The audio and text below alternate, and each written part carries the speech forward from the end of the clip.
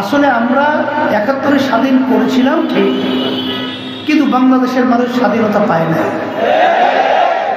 মূলত আমরা স্বাধীন দেশে পরাধীনতায় আমরা দিন যাপন করছিলাম, রাত্রি যাপন করছিলাম। এখন প্রকৃত ৫ই আগস্টে আসলে এখন সবাই বাক স্বাধীনতা, ব্যক্তি স্বাধীনতা, সর্বক্ষেত্রে স্বাধীনতার একটা ক্ষেত্র তৈরি হয়েছে। এই জন্য আমি বলছি ৫ই আগস্টে আমরা স্বাধীনতা পেয়েছি।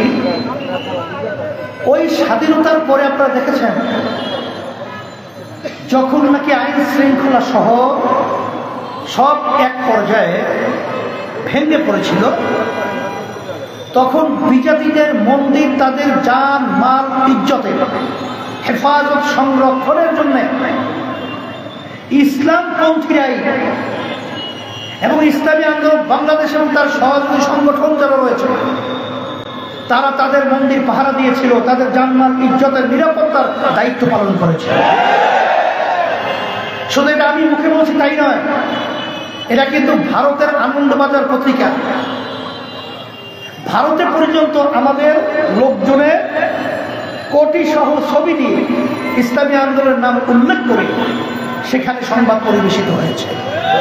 শাহবাগে দেখেছেন যখন হিন্দুরা জড়ো হয়েছে তখন তারা অকপটে একথা স্বীকার করতে বাধ্য হয়েছে সাংবাদিকদের সামনে যে ইসলামী আন্দোলন বাংলাদেশ তার সহযোগী সংগঠন তারা আমাদের জানমাল, আমাদের মন্দির পাহারা দেওয়ার দায়িত্ব পালন করেছে।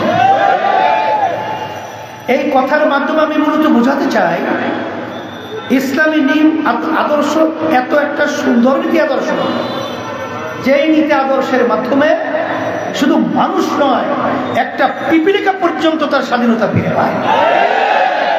আমি ওদিকে লম্বা আলোচনা যাব না, সংক্ষেপে আমি বলছি এর জন্যে যে বাংলাদেশের ভিতরে শতকরা প্রায় ৯২ জনের মতো মুসলমান বসবাস করে। এই দেশের রাজধানী ঢাকাকে বলা হয় মসজিদের নগরী।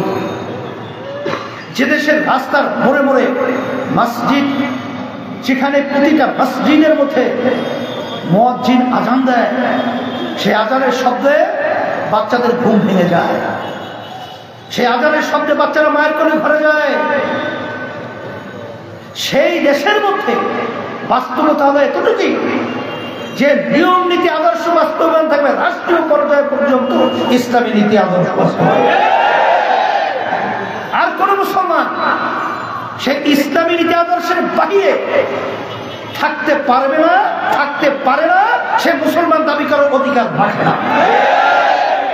আর বিজাতি যারা রয়েছে তারা ইসলামকে ধারণ করবে এর জন্য শান্তির লক্ষ্যে।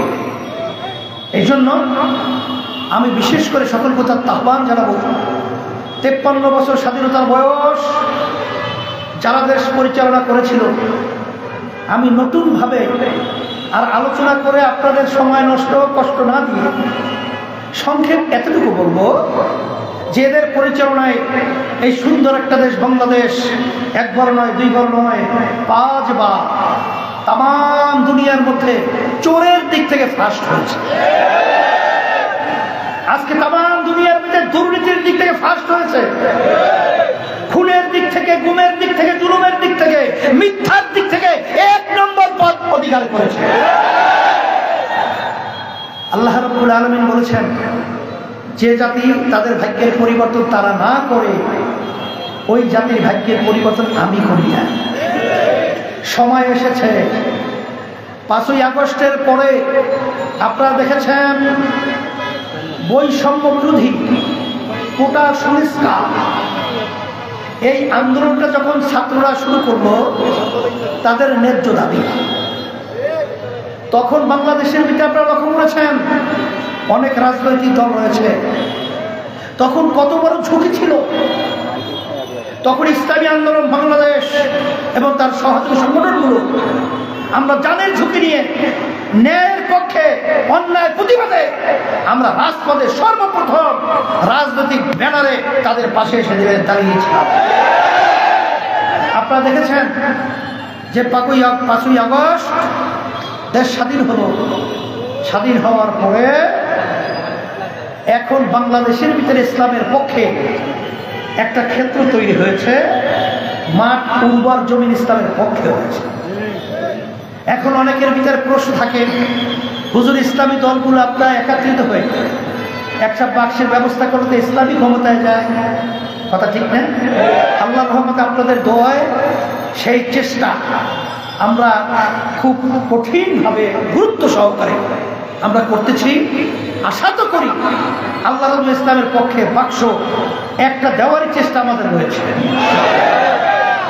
তবে দোয়া করতে থাকেন। এদেশের ভিতরে 92 মুসলমান বসবাস করে, কিন্তু বিভিন্ন সময় আমরা দেখেছি ব্যক্তি স্বার্থের জন্য, সম্পদের জন্য, সম্মানের জন্য অনেক সময় ইসলামকে জলাঞ্জিত করে, জবাই করে, ব্যক্তি স্বার্থের জন্য, এমপির জন্য, মন্ত্রীদের জন্য ইসলামকে ধ্বংস করেছে, ইসলাম নামক কাজটাকে দুর্বল করেছে। সে ব্যাপারে আমরা সজাগ রয়েছি। সেই হিসাবে আপনাদের কাছে দোয়া চাই, দোয়া করি।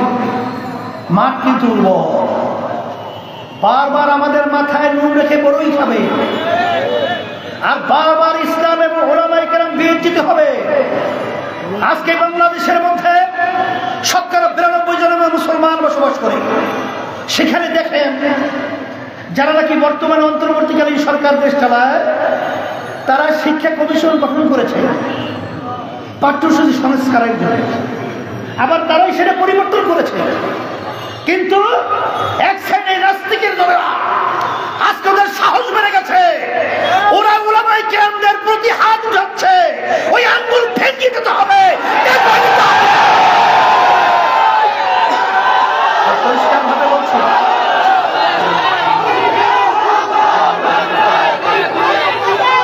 আপনারা লক্ষ্য করেছেন,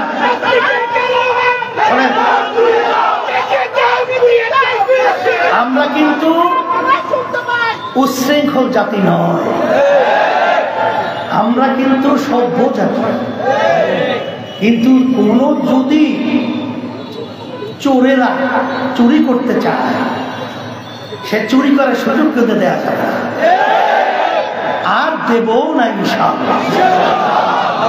আমরা পরিষ্কারভাবে বলছি, আপনারা দেখবেন দেশের জন্য এবং যে মানুষগুলো বিভিন্ন সময় ফেনী সহ বন্যা যখন কবলিত হয়, অসহায় অবস্থায় যখন তারা দিন রাত্রি যাপন করছিল, তাদের আত্মীয় স্বজনের সাথে যোগাযোগ বন্ধ হয়ে গেছিল, তখন দেখেছেন ইসলামী আন্দোলন, ওলামায়ে কেরাম কিভাবে তাদের পাশে স্বতঃস্ফূর্তভাবে দিন রাত তাদের পাশে এসে তাদের সহযোগিতা করেছে।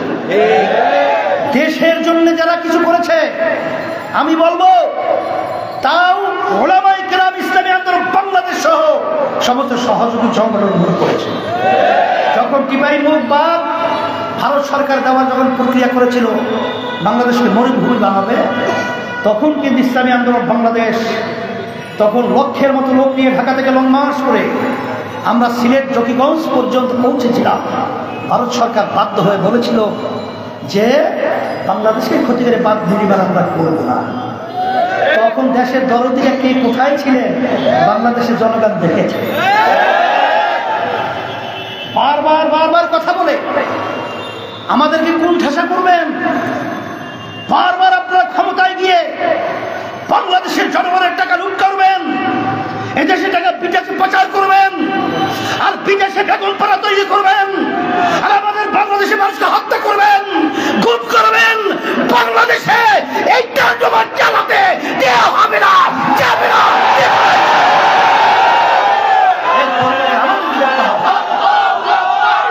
এই হিসাবে সকল আহ্বান জানাবো, অন্তর্বর্তীকালীন সরকার সহ যারা দায়িত্ব পালন করেছেন, আমাদের কিন্তু ত্যাগ কোরবানি এই বাংলাদেশের স্বাধীন করতে গিয়ে 5ই আগস্ট কম ছিল না।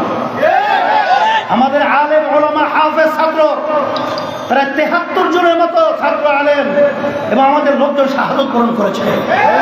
শত শত আমাদের লোকজন হাত অবস্থায়, গতকালকেও শুনলাম আমার এক যুব আন্দোলনের ছেলে গতকালকেও শাহাদত বরণ করেছে, গুলিবিদ্ধ অবস্থায় চিকিৎসায় ছিল। সে গতকালকে সে ইন্তেকাল করেছে, আল্লাহ বেহেশত করেছে। এবং শত শত হাজার হাজার ছেলেরা যারা দেশের ভবিষ্যৎ, তারা জীবন দিয়েছে।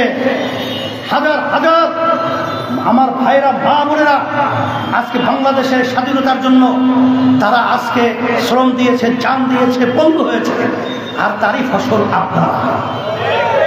আপনারা সেই ক্ষমতায় থেকে আমাদের সেই রক্তের দাগ, আমাদের সেই শ্রম, আমাদের সেই মেধা আপনারা যদি ভুলে যান, তাহলে আপনারাও আমাদের সম্মানিত মহাসচিব বলেছেন, অসম্মানিত হয়ে আপনারাও ক্ষমতা থেকে নামতে বাধ্য হবে। সতর্কতা তো হবে।